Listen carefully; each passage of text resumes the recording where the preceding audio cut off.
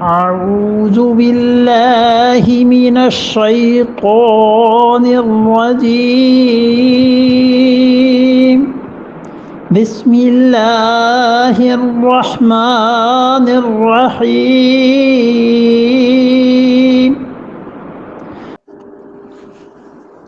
يا أيها الذين آمنوا كونوا قوامين لله شهداء بالقسط ولا يجرمنكم شنآن قوم على ألا تعدلوا اعدلوا هو أقرب للتقوى واتقوا الله إن الله خبير بما تعملون یا ایھا الذین آمنوا، اے ایمان والو، کونو ہو جاؤ، قوامین کھڑے ہو جاؤ، للہ اللہ کے لیے، شہداء گواہی دو، اللہ کے واسطے گواہی دینے کے لیے کھڑے ہو جاؤ، بالقسط اور انصاف کی گواہی دینا،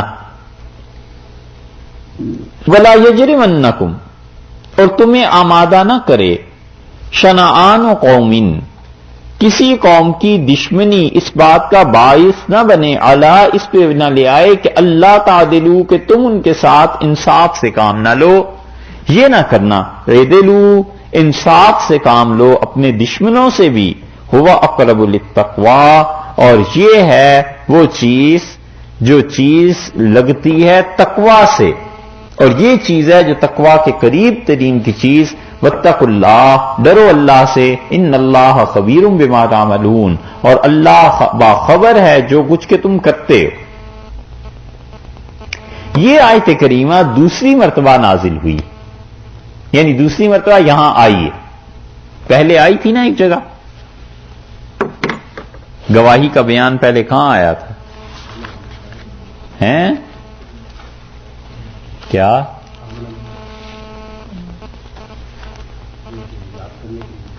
ارے نہیں، گواہی کی بات کہاں آئی تھی؟ نساء میں کہاں آئی ہے؟ نکالیے، یہ کہاں سے سن کے کہہ رہے ہو؟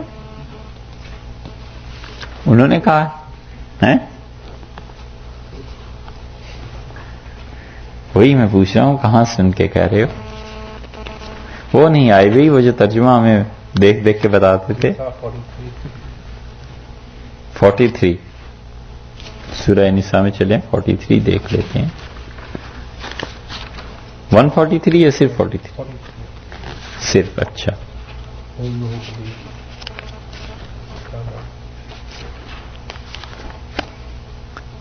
خام خائی لو، یہ یہاں پہ وضو اور غسل کا ذکر ہے یا یہاں پہ گواہی کا ذکر ہے؟ پڑھ چکے یہ سارے، ٹرانسلیٹ نہیں کرے برابر 135 ہے سورہ نساء میں آئی ہے، چلو یہ برابر ٹرانسلیٹ نہیں،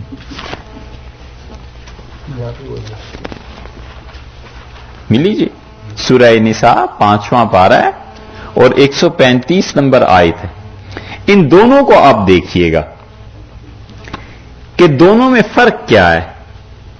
یا ایھا الذین آمنو، اور یہاں بھی یہی ہے، سورہ نساء پڑھتے ہیں پہلے، پھر اس کے ساتھ ساتھ یہ دیکھیے یہاں بھی یہی ہے، یا ایھا الذین آمنو کونوا قوامین للہ، وہاں بھی وہی ہے، کونوا قوامین بالقسط شہداء للہ، یہ بس تھوڑی سی تبدیلی ہوئی ہے یہاں پر۔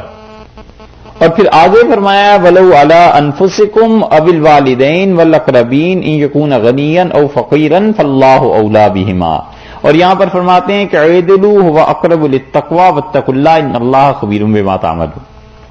فرق کیا ہے دونوں میں؟ یہاں پر فرمایا ہے کہ یا ایھا الذین آمنوا کونوا قوامین للہ شہداء بالقسط، اے ایمان والو کھڑے ہو جایا کرو اللہ کے لیے گواہی دینے کے لیے انصاف کی۔ اور وہاں فرمایا ہے سورہ نساء میں کہ اے ایمان والو قائم رہو انصاف پر، گواہی دو شہداء للہ، اللہ کی طرف سے، اللہ کے گواہ بن جاؤ۔ یہاں پر سورہ نساء میں اگر آپ دیکھیں گے تو آگے ذکر کیا ہے کہ دیکھو والدین کے خلاف، رشتہ داروں کے خلاف، چاہے وہ غریب ہوں چاہے وہ محتاج ہوں، کچھ ہو تم نے گواہی ٹھیک دینی ہے، گواہی میں کسر نہ رہنے دینا، ٹھیک ہے؟ اور یہاں پر فرمایا کہ اپنے دشمن بھی ہوں، ان کے سورہ مائدہ میں فرمایا کہ دشمن ہوں تو بھی تم گواہی ٹھیک دو گے، دشمن نے اگر کوئی کام نہیں کیا تو مت کہو کیا۔ تو یہاں رشتہ داروں کا ذکر سورہ نساء میں اور مائدہ میں دشمنوں کا ذکر ہے۔ در حقیقت بات یہ ہے کہ گواہی کے دو پہلو تھے۔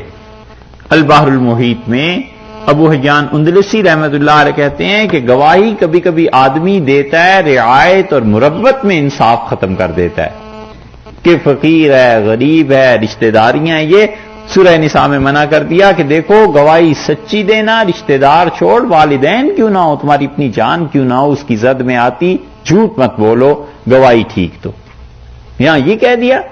اور دوسری وجہ گواہی کے خراب کرنے کی یہ ہوتی ہے کہ دشمنوں کے متعلق گواہی دینی ہے نا تو بڑھا چڑھا کر بیان کر دیتا ہے، کبھی ان کا حق مار دیتا ہے۔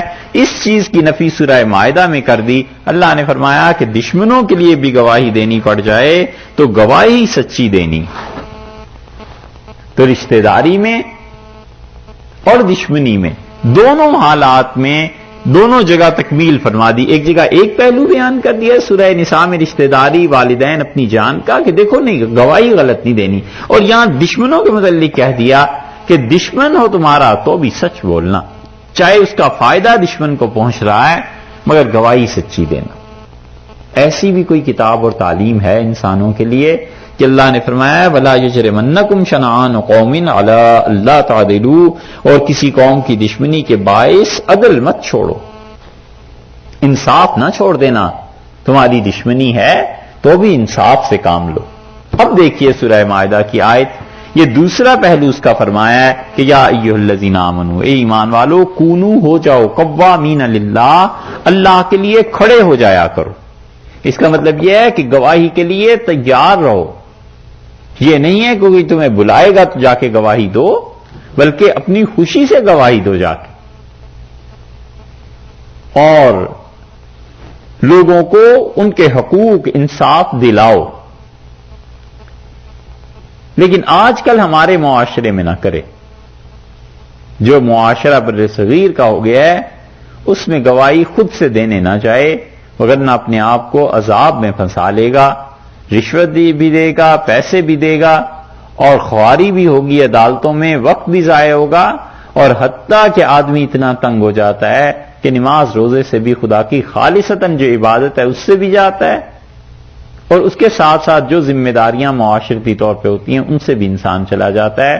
معاشرے کا بگاڑ اس حد تک پہنچا ہوا، وگرنہ یہ مسلمانوں ہی کے معاشرے تھے کہ وہ جس کو چاہتے تھے اٹھا کر گواہی کے لیے ساتھ لے چلتے تھے، کیونکہ کسی کا مردود شہادت ہو جانا، عدالت کسی کو ساقط قرار دے دے اور یہ کہہ دے کہ اس کی گواہی ہم نہیں مانتے، یہ اتنا بڑا گناہ، اتنی بڑی تہمت تھی کہ کوئی آدمی فیس نہیں کر سکتا تھا اسلامی معاشرے میں کہ جناب اس کو عدالت نے کہہ دیا۔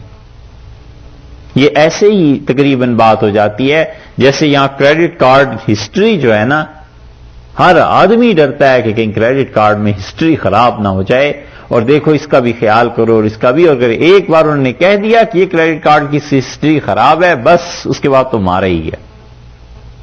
مسلمان ایسے تھے کہ کوئی آدمی اس کا تحمل ہی نہیں کر سکتا تھا کہ اس کی شہادت رد ہو جائے، اس کی گواہی رد ہو جائے۔ اس کا مطلب ہے اس کا کوئی کریکٹر ہی نہیں ہے، کردار ہی نہیں ہے۔ صحابہ کرام رضی اللہ عنہ کے اتنے واقعات ہیں کہ گواہیاں دیتے تھے، اور کھلے دل سے، دھڑلے سے، اور کوئی فکر نہیں تھی، اس لیے کہ مسلمان سچ بولتے ہیں۔ اسی لیے تو حضرت انس رضی اللہ عنہ کہتے ہیں ہمیں تو پتہ بھی نہیں تھا کہ جھوٹ کیا چیز ہوتی ہے، یہ تو اب آیا ہے سامنے۔ انہوں نے کہا نہ ہم جھوٹ بولتے تھے اور نہ ہم سے باتیں کرنے والا جھوٹ بولتا تھا، یعنی رسول اللہ صلی اللہ علیہ وسلم کیا جھوٹ تھا، کچھ بھی۔ ہم لوگ بھی آپس میں کہتے ہیں ہمیں پتہ بھی نہیں تھا جھوٹ کیا چیز ہوتی ہے، یہ تو اب آئی ہیں باتیں ایسی۔ فرمایا قوامین، کھڑے ہو جاؤ، یعنی گواہی خود دینی ہے، للہ کیوں دینی ہے؟ اللہ کی خوشی کے لیے دینی ہے. جب تم گواہی دو گے صحیح تو اس سے انصاف قائم ہوگا. جب گواہی دو گے صحیح تو اس سے عدل معاشرے میں قائم ہوگا، اس سے حقوق العباد ضائع نہیں ہوں گے. شہداء بالقسط، اور گواہی جو ہے وہ انصاف کے ساتھ، بالکل سچی بات. حضرت قدامہ رضی اللہ عنہ کے خلاف حضرت ابو ہریرہ رضی اللہ عنہ کو گواہی دینی پڑ گئی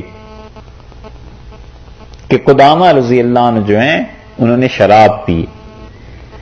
یہ بدری صحابہ رضی اللہ عنہ میں سے تھے، قدامہ بڑے مقام کے آدمی تھے. تو حضرت ابو ہریرہ رضی اللہ عنہ نے کہا، حضرت عمر رضی اللہ عنہ نے کہا کہ تم نے دیکھا ہے انہیں شراب پیتے ہوئے؟ ان کا امیر المومنین میں نے نہیں دیکھا، بس میں نے یہ دیکھا ہے کہ انہوں نے جو قے کی تھی اس میں شراب تھی، باقی میں نے پیتے ہوئے نہیں دیکھا. حد ہے احتیاط کی. حضرت عمر رضی اللہ عنہ نے کہا کہ قدامہ نے پی نہیں تھی تو پھر قے میں کہاں سے آ گئی تھی؟ اللہ کی قسم قے میں وہی چیز آتی ہے جو آدمی پی لیتا ہے، اسی کا اثر آتا ہے، تو یہ تو ہو گئی. لیکن انہوں نے یہ نہیں کہا کہ میں نے دیکھا، انہوں نے کہا بس مجھے یہ پتا ہے کہ جو قے تھی اس میں شراب تھی. اتنے محتاط تھے یہ لوگ. گواہی دینی ہے بالکل صحیح صحیح چیز. اور رسول اللہ صلی اللہ علیہ وسلم ان کے سامنے بھی اور ان کے بعد خلفائے راشدین میں بھی یہی حال تھا. حضرت علی رضی اللہ عنہ کے خلاف گواہی ہو گئی. حضرت علی رضی اللہ عنہ کیا کرتے؟ ڈھال ایک گم ہو گئی تھی، ایک یہودی کے پاس انہوں نے دیکھی اور جا کر شریح رحمت اللہ علیہ کی عدالت میں دعویٰ ہوا. اور شریح تابعین میں سے تھے، حضرت عمر رضی اللہ عنہ نے مقرر کیا تھا قاضی. تو شریح رحمت اللہ علیہ نے کہا حضرت علی رضی اللہ عنہ سے، اللہ کے امیر المومنین ہیں، ان کا امیر المومنین یہ ڈھال آپ کی ہے، یہودی نے چرا لیا، یہ آپ کا دعویٰ؟ ان کا جی. تو فرمایا اس پہ گواہ لائیے. ان کا میرا بیٹا حسن گواہ ہے کہ یہ میری ہے. انہوں نے کہا بیٹے کی گواہی باپ کے حق میں تو قبول نہیں کرتا. دوسرا گواہ انہوں نے کہا کمبر میرا غلام. ان کا غلام کی گواہی آقا کے حق میں وہ بھی قبول نہیں ہے. تیسرا ان کا اور تو کوئی گواہ ہے نہیں. انہوں نے یہودی کو ڈھال دی اور کہا لے جاؤ بس کہ چاہیے. حضرت علی رضی اللہ عنہ جب باہر نکلے تو اس یہودی نے ڈھال بھی پیش کی حضرت علی رضی اللہ عنہ کو اور ہاتھ پکڑ لیے اور کہنے لگا کہ جو تمہاری حکومتیں قائم ہیں نا، اللہ کی قسم اگر یہاں سے عدالتوں سے انصاف ایسے ہی ملتے رہے تو جب تک یہ آسمان اور زمین قائم ہے تم لوگ بھی قائم ہی رہو گے. اب کہاں ہے سچی گواہی کا تصور؟ اور اب تو سچی گواہی کوئی دے دے پھر وہ انتظار کرے اس کا، جو حضرت عمر رضی اللہ عنہ نے کہا تھا. انہوں نے کہا تھا کہ سچی گواہی دینا اپنی لوگوں کو اپنا دشمن بنا لینا ہے اور یا پھر تنہائی ہے کہ لوگ نہیں دشمنی کریں گے تو پھر تم تنہا ہو جاؤ گے. سب کو پتا ہوگا کہ یہ بندہ تو سچ کہتا ہے نا، سچ بولتا ہے، تو سچ کی سزا تنہائی ہے. یہ ہوتا ہے. اس لیے فرمایا کہ انصاف کے ساتھ گواہی دو. وَلَا يَجْرِمَنَّكُمْ شَنَآنُ قَوْمٍ، اور کسی قوم کی دشمنی اس کا باعث نہ بنے کہ عَلَىٰ أَلَّا تَعْدِلُوا، تم عدل نہ کرو. اس سے معلوم ہوا کہ کافر کا کفر بھی اس کے حقوق کو ضائع نہیں کرتا. کفر کے باوجود جو اس کے حقوق رہتے ہیں وہ رہتے ہی ہیں. کافر کا کفر بھی اس کے حقوق کی ادائیگی سے مسلمان کو نہیں روکتا، بلکہ مسلمان کو بھی یہ سکھاتا ہے کہ اگر کافر کا حق بنتا ہے گواہی تم نے ٹھیک دینی ہے. کافر کو اس کا کریڈٹ مل رہا ہے، ملنا چاہیے. اللہ تعالی نے اتنی کھلی چھٹی کسی کو نہیں دی کہ وہ کافروں کا حق مارتا پھرے، بلکہ بتلایا یہ ہے کہ کسی قوم کی دشمنی بھی تمہیں اس پہ آمادہ نہ کرے کہ تم ان کے ساتھ انصاف نہ کرو. اس آیت کے اس ٹکڑے پر اب مسلمانوں کو تول کے دیکھ لو کہ یہ کیا کرتے ہیں. یہودی، عیسائی، ہندو، سکھ، کسی کے خلاف گواہی نے دینی پڑ جائے، جو کام انہوں نے نہیں بھی کیے تو بھی ان کے خلاف لگاتے ہیں، سچ نہیں بولتے. اور اس کی بڑی واضح مثال یہ پچھلے 2 سالوں میں دیکھ لیجئے کہ یہاں سے حکومت اپنے قوانین ان کی خلاف ورزی کے تحت یورپ سے اور امریکہ سے نکالتے ہیں. 200 آدمی، 300 آدمیوں کے بھرے ہوئے جہاز ہمارے ملک میں پہنچتے ہیں کہ یہ وہ لوگ ہیں جو فلاں غلطی کی وجہ سے ان کی حکومت کہتی ہے ان کی مدت پوری ہو گئی تھی، اسٹے پورا ہو گیا تھا، یہ غیر قانونی طور پر رہ رہے تھے، غیر قانونی طور پر رہنا جرم ہے، ہمارا ملک چھوڑ دیں. وہاں جا کے کوئی نہیں کہتا کہ غیر قانونی طور پر، وہ کہتے ہیں جی بس یہودیوں پہ خدا کی لعنت ہو، وہ تو مسلمانوں کو جینے ہی نہیں دیتے. اسلام بہت خطرے میں ہے امریکہ میں، اور مسلمان تو بالکل تباہ ہو گئے ہیں، اور مسلمانوں کا تو کوئی مستقبل ہی نہیں رہا. اور جو مسلمان رہتے ہیں جی وہ کیوں رہتے ہیں؟ وہ بھی کافروں جیسے ہی ہو گئے، محض اس لیے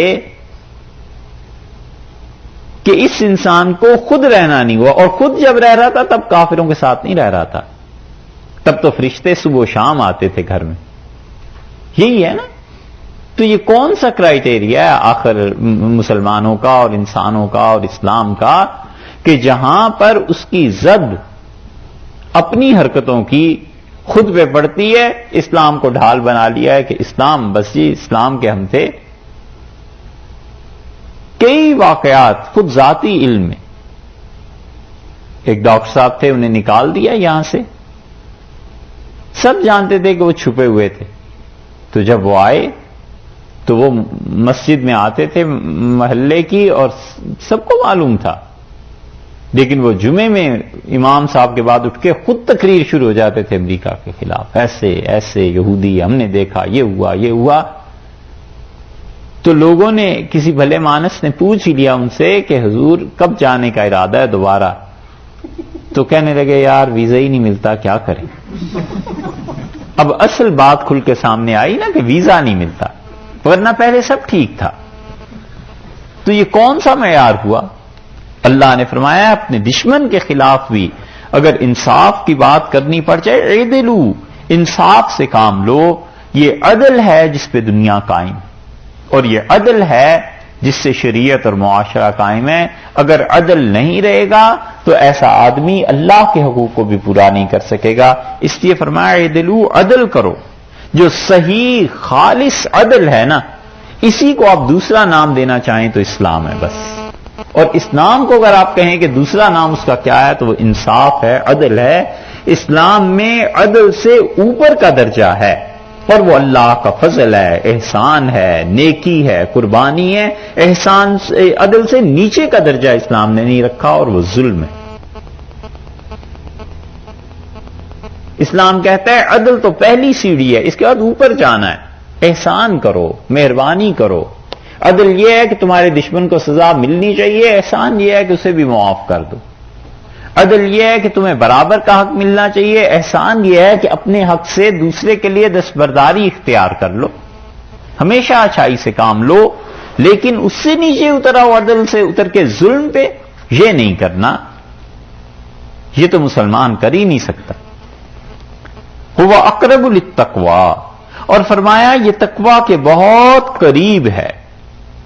یہ بات ہے لگتی تقوی سے، یعنی جو انسان متقی ہے وہ عدل قائم کرتا ہے، متقی ہے وہ انصاف کی بات کرتا ہے، متقی ہے وہ پیسے میں بھی انصاف کرتا ہے، اپنے گھر والوں کے ساتھ بھی انصاف کرتا ہے، بہن بھائیوں کے ساتھ بھی انصاف کرتا ہے.